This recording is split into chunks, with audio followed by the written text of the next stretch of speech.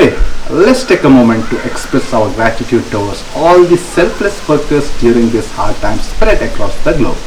Let's cheer and thank all the essential workers, healthcare providers, army officials for giving everything during this coronavirus epidemic. Today, every citizen of India needs to come together by standing apart, show solidarity by being distant, and be united by living divided. Just for today, everything else can wait. Vande Mataram, Jai Hind, Jai Bharat.